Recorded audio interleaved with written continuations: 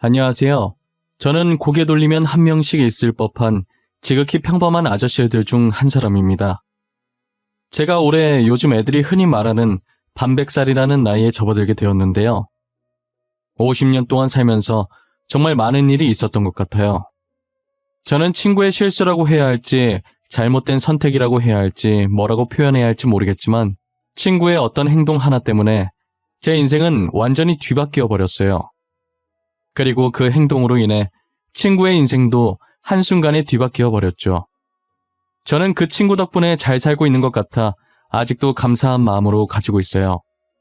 정말 복권 1등에 당첨된 것보다 더 큰 행운을 제게 안겨주었거든요. 그 친구가 아니었다면 제가 지금 어떻게 살고 있을지 상상이 안 가요. 제 친구가 도대체 어떤 선택을 했고 그로 인해 제 인생과 친구 인생이 어떻게 바뀌게 됐는지 지금부터 여러분들께 들려드리려고 합니다.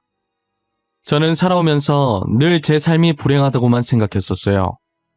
부모를 선택해서 태어날 수 있는 것도 아니었고 연애도 제가 원해서 했던 게 아니었거든요. 제가 5살 때쯤 부모한테 버림받고 줄곧 할머니 품에서 자랐었어요. 부모님께서는 돈이 없어서 어쩔 수 없이 저를 할머니께 맡기고 돈 벌러 타지로 떠났다고 했지만 아직까지 연락도 없고 돌아오지 않는 걸 보면 버린 거나 마찬가지인 거죠. 보통 가난하면 친구들한테 놀림받고 왕따 당하기 일쑤였지만 다른 애들과 저는 달랐어요. 제가 제 외모에 대해 직접 언급하긴 민망하고 쑥스럽지만 나름 잘생긴 편이었거든요. 게다가 내성적이어서 조용했는데 그것도 시크하다고 치켜 올려주는 거예요. 그래서 늘 남자애들, 여자애들 구분할 거 없이 모두한테 인기가 많았었어요.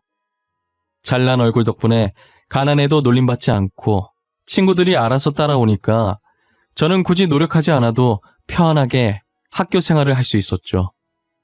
그러다 고등학생 때 누구나 한 명씩 있을 법한 첫사랑이라는 존재가 제게도 생기게 되었죠. 그 여자아이는 어느 누가 봐도 이쁘다라는 감탄사가 나올 정도로 너무 이뻤어요.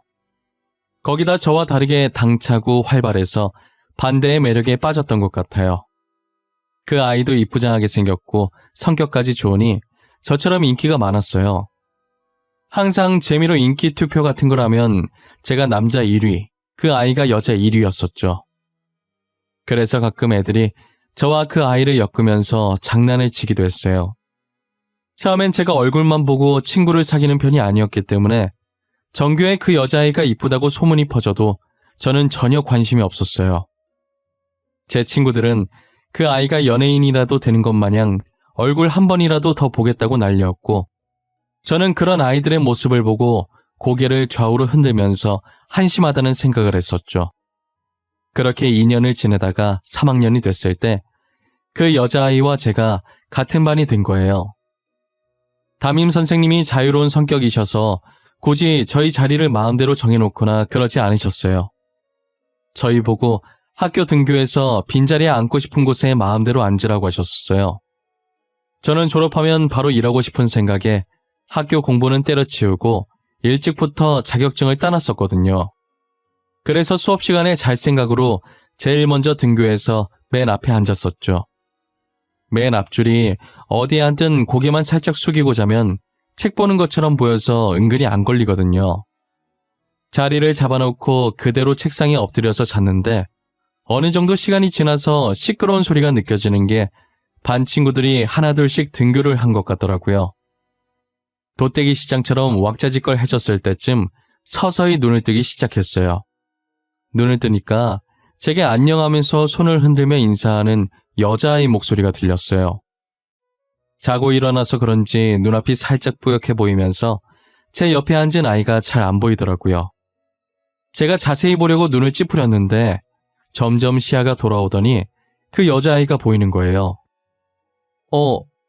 안녕? 너 근데 왜 여기 앉았어?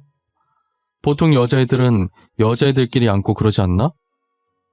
그리고 이 자리 선생님 앞이라 부담스럽다고 잘 안 앉으려고 하던데. 그냥 여기 있으면 대놓고 자도 너처럼 안 걸릴 것 같아서. 너 어제 하루 종일 자던데 선생님들이 모르더라? 그래서 한번 앉아봤어. 아, 그래? 이 자리 은근 좋아. 등잔 밑이 어둡다고 선생님한테 안 걸리고 자기엔 최고지. 근데 너도 나처럼 공부 포기했나 보네? 난 이미 공부 포기했거든. 공부를 완전히 포기한 건 아닌데 노력해도 잘 안 돼서 어중간한 상태야. 해야 할까 말아야 할까 고민하는 단계? 지금 우리가 고3인데 아직도 고민을 한다고? 너무 늦은 거 아닌가? 애들 고등학교 입학과 동시에 수능 준비하던데. 야, 너는 늦었다고 생각할 때가 가장 빠르다는 것이다 라는 유명한 명언도 몰라? 난 지금이 가장 빠른 때야. 늦지 않았다고. 열심히 하면 금방 따라잡겠지 뭐. 열심히 하는 거랑 잘하는 거랑 다른 거야. 다 너 위해서 하는 말이다. 너무 상처받지 말고 잘 새겨들어. 저희는 이렇게 오랫동안 대화해본 게 처음인데도 원래 친했던 사이처럼 편안했어요. 그 아이는 소문대로 성격이 되게 밝고 생각하는 것도 엄청 긍정적인 아이였어요. 조용하면서 내성적이고 먼저 다가가지 못하는 저와는 완전히 반대되는 성격이었죠. 그 뒤로도 제게 먼저 인사하고 말을 건네던 게 그 아이였어요. 항상 어떤 상황에도 웃음을 잃지 않는 모습을 보면서 어느샌가 제가 그 아이에게 빠져 있더라고요. 그래서 어떻게 고백을 해야 하나 다른 애들에게 눈에 띄게 하고 싶진 않았고 조용히 쪽지를 적어서 주려니 그것도 괜히 긴장돼서 손이 떨리더라고요. 결국 저는 한참 고민하다가 쪽지에 제 마음을 적어 전해주기로 마음먹었고 대신 제가 제일 친했던 친구에게 쪽지를 그 아이 사물함에 넣어달라고 부탁을 했죠. 그런데 제 친구가 사람 없을 때 넣어야 하니 누군가 올까 싶어 급하게 넣는다고 사물함 위치를 착각해서 그 아이의 사물함이 아닌 그 아이의 친구 사물함에 넣어버린 거예요. 저는 그 사실을 모르고 있었고 하교하려는데 갑자기 다른 여자아이가 저를 부르더니 제가 적은 쪽지를 손에 쥐고서 자기도 저를 좋아하고 있었다고 먼저 다가와줘서 고맙다고 하는 거예요. 당시에는 그날이 제 인생에서 제일 최악의 날이었다고 해도 과언이 아니었어요.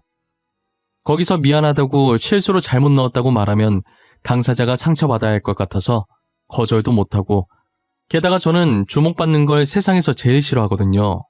그런데 애들 많은 하굣길에 대놓고 저렇게 말을 하니 당연히 아이들의 관심은 저희한테 쏠려있고 저는 원치 않은 연애가 시작됐고 진짜 정말 최악 중에 제일 최악인 날이었어요. 제 첫사랑은 그렇게 허망하게 고백조차 못해보고 끝이 났어요. 그런데 이게 무슨 일인지 그 다음날 등교를 하니 쪽지를 대신 넣어준 친구가 제 첫사랑과 사귄다는 얘기가 파다하더라고요. 그 말이 사실이었던 건지 늘 제 옆에 앉던 첫사랑이 여자친구와 같이 등교해서 친구 옆엔 자기가 앉고 제 옆엔 여자친구를 앉혔죠. 도저히 사태 파악이 안 될 뿐더러 어떻게 이런 상황이 올 수 있나 싶었어요. 저는 1교시가 마치고 쉬는 시간에 바로 친구를 조용한 곳으로 불렀어요. 이게 어떻게 된 거야? 너 소문대로 진짜 지훈이랑 사귀는 거야? 나 네 말 듣기 전까진 그 소문 안 믿어. 네가 직접 나한테 말해. 소문 맞아. 나 오늘부터 지훈이랑 사귀기로 했어. 너한테 말 못해서 미안하다. 그렇지만 내가 먼저 지훈이 좋아했어. 알잖아. 남학생들 지훈이랑 사귀고 싶어서 난리인 거. 너 쪽지 잘못 넣은 것도 일부러 그런 거지? 실수 아니었지? 네가 어떻게 나한테 이럴 수가 있냐? 어? 그냥 나한테 차라리 말을 하지 그랬어. 미안하다. 그래도 난 네가 오해라고 말할 줄 알았어. 그런데 이렇게 쉽게 받아줄 줄 알았겠냐? 그리고 네가 언제 좋아했든 우리보다 한참 늦게 지훈이 짝사랑한 거야. 그러니까 포기해. 여자친구도 있잖아. 알고 보니 제 친구가 그 아이를 좋아해서 일부러 다른 아이의 사물함에 제 쪽지를 넣은 것이었어요. 제일 친하다고 생각했던 친구가 어떻게 이렇게 뒤통수를 칠 수 있는지 모르겠어요. 차라리 저한테 솔직하게 말했다면 제가 알아서 포기했을 텐데 왜 이렇게까지 하는지 이해가 안 갔죠. 한동안은 친구한테 정말 화가 나고 제 옆자리에 앉은 여자친구를 보면 답답함에 한숨부터 나오고 부모한테도 버림받고 이젠 연애도 마음대로 못하냐고 내 인생은 왜 이 모양 이 꼴이냐며 한탄했었죠. 하지만 제가 한탄했던 게 무색할 정도로 여자친구는 정말 좋은 사람이었어요. 첫사랑과는 완전 반대의 성격이었고 오히려 저와 비슷하게 엄청 조용한 성격이었죠. 저희가 무심코 지나치는 꽃이나 나비 같은 생명 하나하나도 소중하게 여기던 아이였어요. 그런데 분명히 제 기억으론 저와 사귀기 전엔 여자친구가 남 눈치 봐가면서까지 조용하진 않았거든요. 정말 조용하다 뿐이지 할 말은 다 하고 살았던 걸로 기억한단 말이에요. 이상하게 저와 사귀고 나서부터 하굣길에 어떻게 나한테 말을 걸 생각을 했을지 싶을 정도로 제게 말도 못하고 늘 우물쭈물한 태도를 보여서 한 달 정도는 엄청 답답해했어요. 왜 그런 건가 싶었는데 여자친구는 저랑 반대로 되게 다정한 부모님 밑에서 사랑받고 자란 아이였거든요. 저희가 사귀기 전 어쩌다 교무실 갈 일이 생겨서 갔다가 우연히 제 가정사를 듣게 됐나 봐요. 그 뒤로 저를 너무 좋아하는 마음에 혹시나 저한테 말 실수라도 할까봐 그게 제 마음을 다치게 할까봐 배려한 것이었다는 걸 알게 되었죠. 저를 배려하고 있었다는 걸 알게 되고 나서 저는 여자친구에게 어떤 말을 하든 괜찮다고 가족 얘기든 뭐든 하고 싶은 말 있으면 괜히 내 눈치 보지 말고 편하게 하라고 했어요. 그 뒤로 여자친구는 전보다는 말도 잘하고 장난도 어느 정도 치기 시작하더라고요. 아직도 가끔 본인 가족 얘기를 할 때는 조심스러운데 이젠 그런 조심스러운 모습도 사랑스럽게 보였어요. 한편으론 눈치 안 봐도 되는데 괜히 제가 눈치 보게 만든 것 같아서 미안하기도 했죠. 저는 졸업할 때까지 여자친구와 별탈 없이 잘 만나고 졸업 후 바로 취업해서 어느 정도 자리 잡았을 때 이른 나이에 결혼까지 하게 되었어요. 나름 이름 있는 회사에 들어가기 위해 그 회사와 관련 자격증은 미리 학생 때 다 따놨었어요. 원래라면 고졸은 갈 수 없는 회사지만 1년에 딱 한 번 고졸 채용이 있어서 지원했는데 제가 가지고 있는 자격증들 덕분에 바로 합격할 수 있었죠.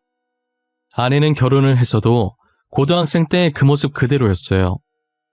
늘 저를 먼저 위해주고 결혼 전 할머니께서 세상을 떠나셨을 때도 옆에서 같이 슬퍼해주고 이제 남은 가족이 없는 제게 유일한 가족이자 제 편이 되어준 사람이죠. 제가 몇 년 동안 잘 다니던 회사를 갑자기 그만두고 나와서 사업을 하겠다고 했을 때도 싫은 소리 한 번 안 하고 자기도 일하고 있으니 도와주겠다고 제 앞길을 응원해줬어요.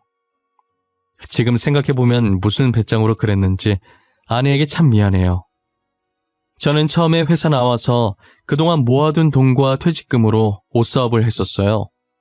초반엔 매출이 좀 있나 싶었는데 오픈빨이 빠지니 금세 적자가 나버리더라고요. 이대로 계속 미련 못 버리면 빚덩이에 앉겠다 싶어서 제가 투자했던 돈이 다 떨어져 갈 때쯤 손을 뗐어요. 가게를 팔고 집으로 돌아왔는데 현관에 있던 거울 속 제 모습이 그렇게 한심해 보일 수가 없었어요. 뭘 믿고 회사를 박차고 나왔나 후회도 했고 아내를 볼 면목이 없었어요. 다시 가난했던 그때로 돌아가 버리는 게 아닐까 걱정도 많이 했어요. 제가 사지 멀쩡한데 아내가 벌어온 돈으로만 살 수는 없는 노릇이었죠. 뭐라도 해보려고 발버둥 치는데 아내가 대뜸 사업을 한 번만 더 해보자고 하는 거예요. 옷 사업이 망한 지 얼마 지나지도 않았는데 그게 무슨 뚱딴지 같은 소리인가 했어요. 사업을 또 하자고? 여보, 나 망한 지 한 달도 안 됐어. 그런데 그걸 또 하라는 말이야? 그러다 우리 집까지 날려먹으면 어쩌려고 그래. 여보, 이번엔 진짜 잘 될 거야. 느낌이 좋아. 나 믿고 한 번만 더 해보자. 당신 먹는 거 좋아하잖아. 우리 치킨 사업하자. 어때? 치킨 사업? 지금 널리고 널린 게 치킨인데 무슨 치킨 사업을 하자는 거야. 흔한 건 사람들이 관심 안 가져주는 거 몰라? 그렇긴 한데 전에 당신이 내 생일에 직접 치킨 만들어줬었잖아. 그거 진짜 맛있었거든. 그걸 메인으로 잡고 시작해보는 것도 나쁘지 않을 것 같은데.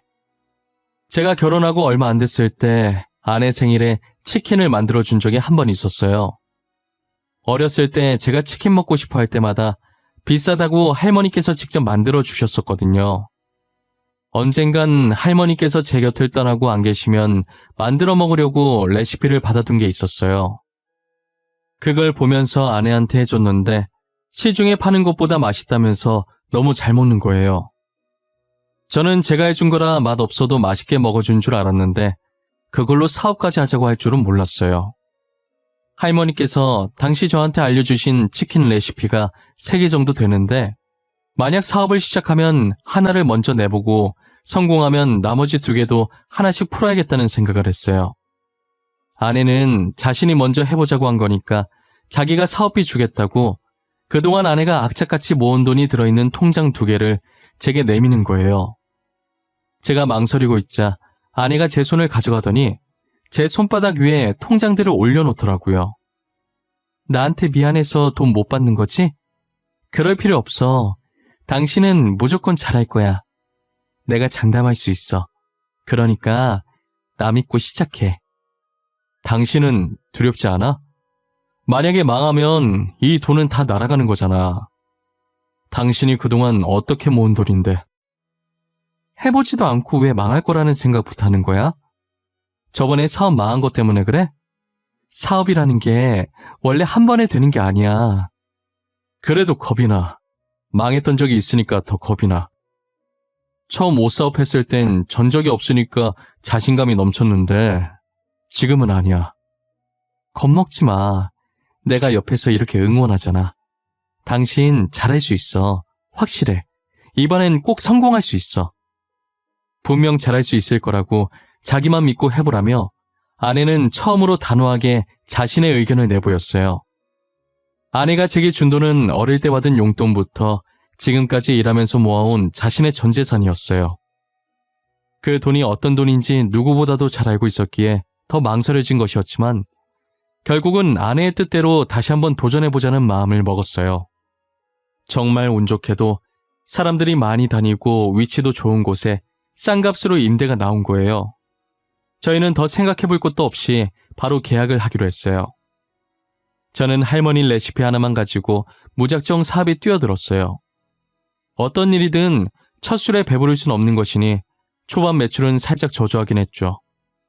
그래도 사람들이 많이 다니니 재료값 정도는 벌었고 적자가 나는 수준은 아니었어요. 기본적인 메뉴들은 잘 팔리는데 할머니표 치킨은 다들 선뜻 도전하지 못하더라고요. 아무래도 먹어본 적 없는 치킨이니 돈 내고 도전하기가 쉽진 않겠죠. 그래서 자주 오시는 분께 한번 시식이라도 해보라고 조금씩 드려봤어요. 처음엔 친구들끼리 서로 먼저 먹어보라고 떠밀었어요. 그러다가 동시에 먹어보기로 합의하고 포크로 찍어서 같이 먹더라고요.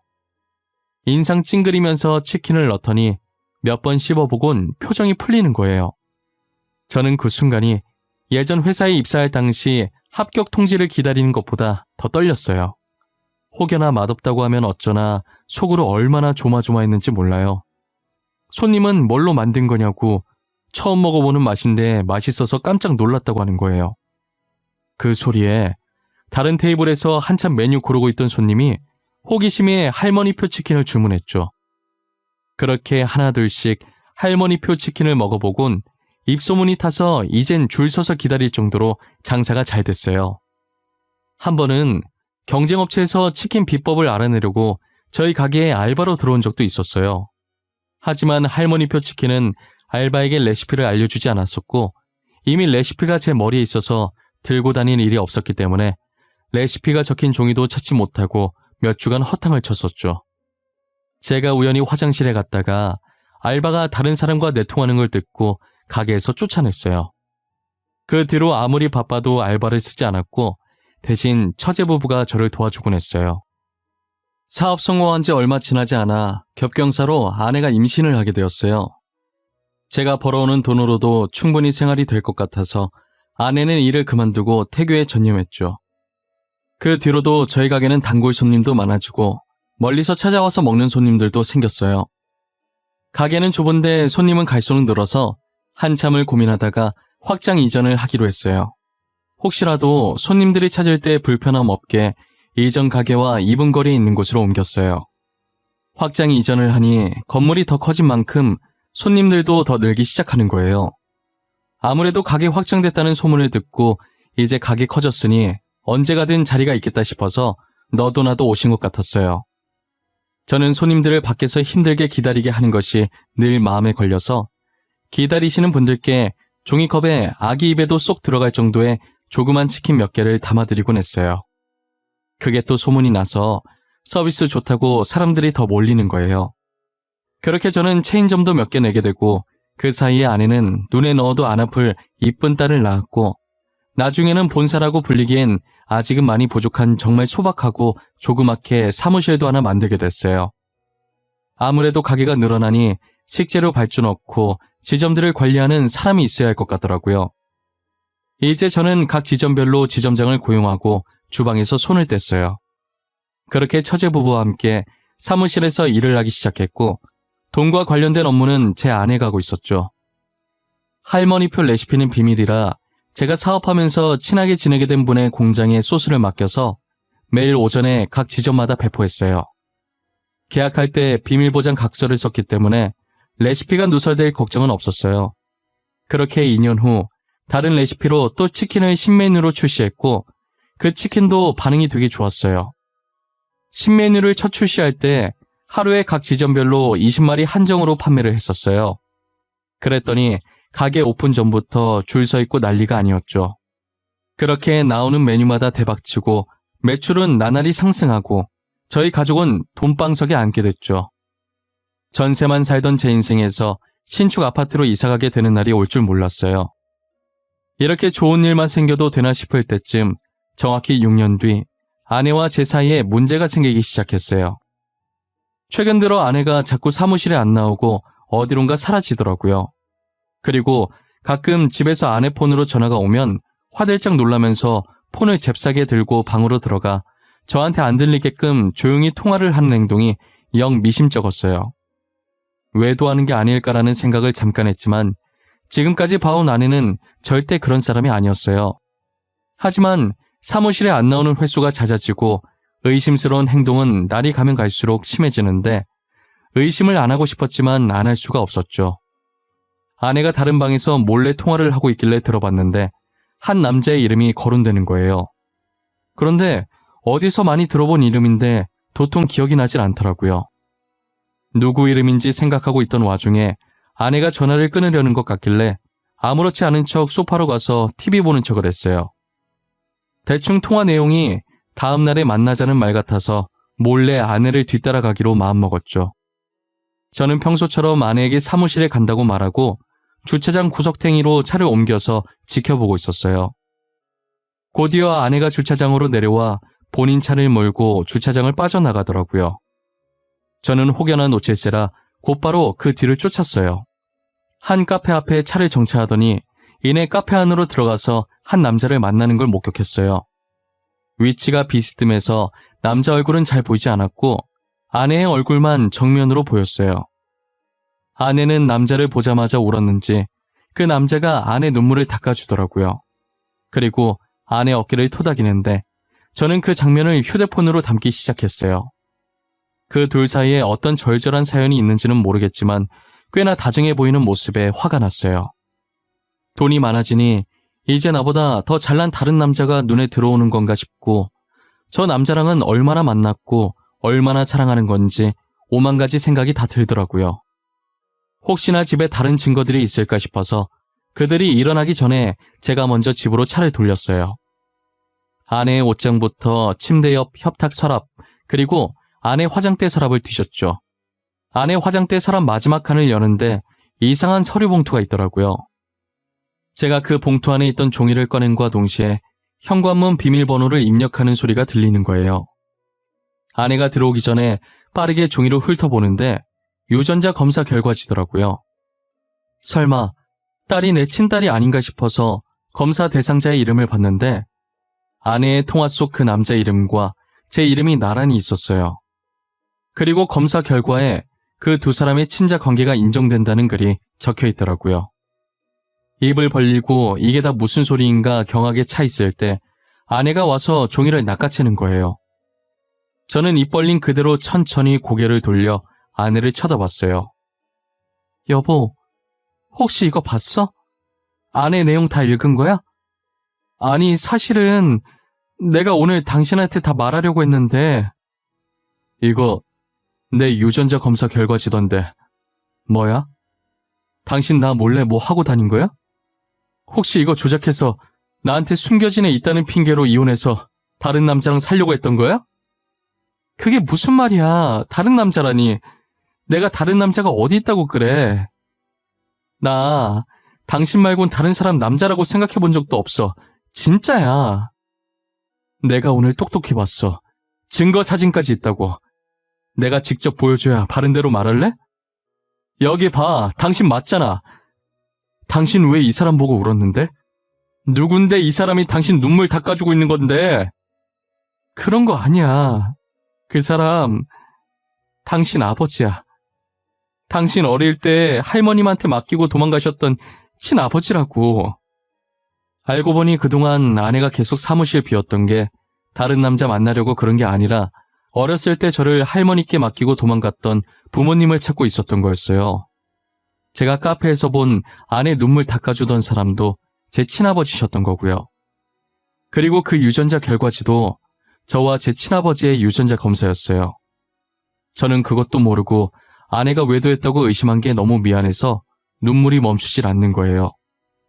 아내는 괜찮다고 자신이 말 안 했으니 당연히 그런 오해할 수 있는 거라고 너무 미안해하지 말라고 저를 다독여주는 거예요. 제가 항상 처가댁에 가면 아내와 장인, 장모님의 사이좋은 모습에 티는 안 내도 내심 부러워했었거든요. 제 곁엔 아내밖에 없지만 아내는 제가 없어도 든든한 부모님이 옆에 계시니까요. 근데 그걸 아내가 눈치채고 있었는지 안쓰러운 마음에 제 부모님을 찾아주고 싶었다더라고요. 그리고 운명이라는 게 진짜 있는 건지 제가 아버지 이름을 처음 듣고 익숙하다고 했었잖아요. 왜 익숙한가 했더니 아버지께서 저희 회사랑 협업하고 있는 공장 대표셨어요. 저랑 직접 만나서 계약까지 했는데 세월이 많이 흘러서 서로 못 알아보고 있었던 거죠. 저는 5살 때 할머니한테 맡겨졌으니 당연히 기억을 못했고 아버지께서는 오랫동안 저를 못 봤으니 제 어릴 때 얼굴을 기억을 못하고 계셨던 거예요. 이름만 기억하고 계셨는데 저랑 계약하면서 자신의 아들 이름이랑 똑같다는 생각을 잠깐 하셨었대요. 그래서 제 이름을 보고 이제라도 아들을 찾아봐야겠다는 생각이 드셔서 유전자 등록을 해놨는데 최근에 아내가 제 유전자를 등록하면서 유전자가 일치하다는 연락을 받고 만나게 된 것이죠. 아버지께서는 더 빨리 찾았어야 했는데 너무 늦게 찾아서 미안하다며 눈물을 보이셨어요. 저는 이제라도 다시 만났으니 괜찮다고 하면서 아버지를 달래다가 같이 울어버렸네요. 아내도 제 뒤에서 저희 모습을 보고 조용히 눈물을 훔치고 있었어요. 셋이서 30년 동안 못했던 얘기들을 한참 하다가 아버지께서 전화를 받으시더니 다음에 어머니와 함께 오겠다고 하시면서 먼저 자리를 뜨셨어요. 저는 아내의 손을 꼭 잡고 연신 고맙다는 말만 반복했어요. 아내는 이제라도 가족을 만나서 다행이라고 앞으로 행복할 날만 남은 것 같다고 했죠. 그러다 문득 사물함에 쪽지를 잘못 넣어준 친구 생각이 나더라고요. 여보, 나는 요즘 당신이랑 결혼해서 참 다행이라는 생각을 해. 사실 당신 사물함에 넣었던 쪽지 말이야. 다른 애한테 넣으려던 거 친구가 당신 사물함에 넣은 거거든. 아, 거기에 또 숨은 비밀이 하나 있지. 아마 당신이 알면 놀랄걸? 그거 서기훈이랑 나랑 짜고 친 거야. 걔가 지훈이 좋아했고 내가 당신 좋아했거든. 뭐? 둘이서 짜고 친 거라고? 아니, 어떻게? 이게 뭔 말이야? 나한테 자세히 말해봐봐. 당신이 서기훈한테 먼저 쪽지 주고 사람 없을 때 넣겠다고 2시간 뒤에 넣었잖아.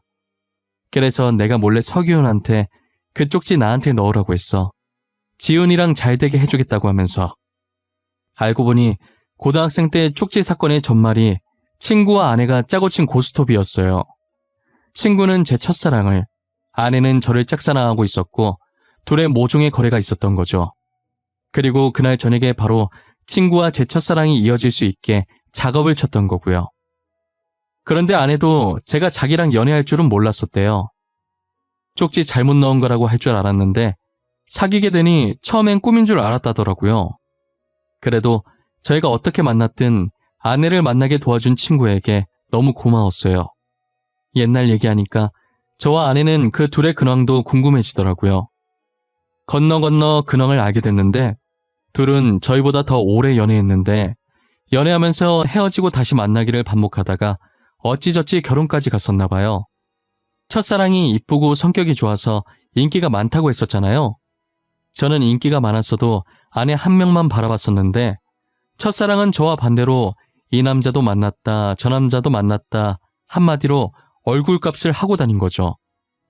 친구와 첫사랑 사이에 애까지 있었는데 결국 애는 친구가 키우기로 하고 이혼을 했다더라고요. 친구는 그날 제 쪽지를 아내 사물함에 넣은 것에 대해 두고두고 후회하고 있다고 해요. 이제 와서 후회해봤자 이미 일은 벌어졌고 이게 다 자업자득인 거죠. 그리고 첫사랑은 돈 많은 남자랑 재혼했다가 최근 또 이혼을 했다는 소식을 들었어요. 감히 제가 예상해보는데 그 아이는 앞으로 재혼과 이혼을 반복할 것 같다는 생각이 들어요. 언젠가는 그게 다 자기 업으로 돌아와서 부메랑 맞는 날이 오지 않을까 싶네요. 하루빨리 정신 차렸으면 하는 마음이 커요. 저는 지금 아내와 딸과 함께 너무너무 행복한 하루를 보내고 있어요. 앞으로도 저희 가족 앞에 이렇게 행복한 일만 가득했으면 좋겠어요. 여러분들 앞에도 저희처럼 행복한 날들만 가득했으면 좋겠네요. 제 긴 이야기 들어주셔서 감사합니다.